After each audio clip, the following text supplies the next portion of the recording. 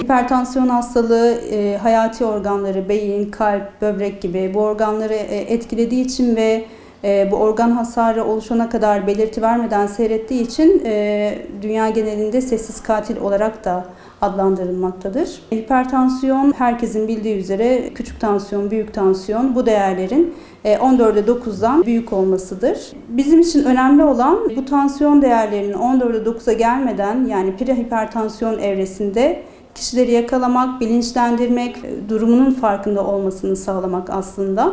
Sessiz katil diye adlandırmıştık. Bu adlandırmayı yapmakta da haklıyız çünkü ölüm nedenlerine baktığımızda Türkiye için %40'lık gibi bir kesim dolaşım sistemi hastalıkları kaynaklı ölüm nedenleri içinde ki bunun büyük bir kısmında hipertansiyon nedenli son durumlar oluşturuyor.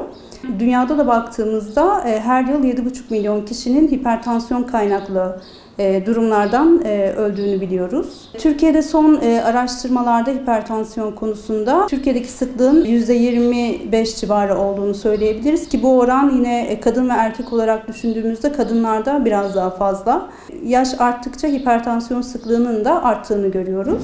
Öyle ki 65 yaş üzerine geldiğinde bu kişilerin 1/3'ünün tansiyonunun farkında olmadığını, farkında olanların da yine 1/3'ünün bu durumla ilgili, bu hastalıkla ilgili tedavi almadığını biliyoruz. Tansiyon nasıl belirti verir? Kişide baş ağrısı, çarpıntı, belki erken yaşlarda ilk bulgusu burun kanaması olabilir. Yorgunluk, halsizlik hisleri, kendisinde anormal olarak ifade edebileceğimiz belirtilerle kendisini gösteriyor ve yine sık bildiğimiz şeker hastalığı, kalp hastalığı gibi, böbrek hastalığı gibi bu hastalıklarla da eşlik ediyor. Çünkü temelde genellikle hipertansiyon bunlara yol açıyor.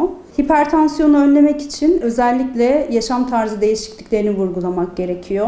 Kişiler kilo kontrolünü sağladıklarında, normal, sağlıklı, dengeli beslenme tarzını benimsediklerinde, tuzdan uzak ya da tuzu kısıtlayacak diyetlere yöneldiklerinde, sigara ve alkolden uzak ya da stresten uzak bir yaşam tarzını benimsediklerinde zaten bu hastalığa yakalanmayacaklardır önemli bir kesimi. Bu bir damar hastalığı olduğu için aslında tansiyon, damar yapısı bozulduğunda damarın ulaştığı son organda bundan bir şekilde etkileniyor.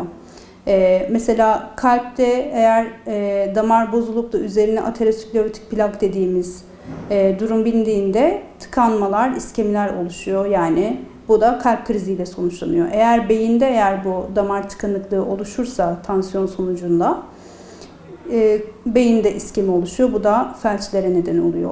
Böbreğe gittiğimizde böbrek kan akımı bozuluyor. Son durumda diyaliz alacak duruma kadar hasta gidebiliyor. Görme bozuklukları yapıyor. Burada vurgulamak gereken gençlik döneminde hareketli yaşam tarzının benimsenmesi aslında. Ve orta yaşlara gelindiğinde rutin sağlık kontrollerini aksatmadan yapması gerekiyor.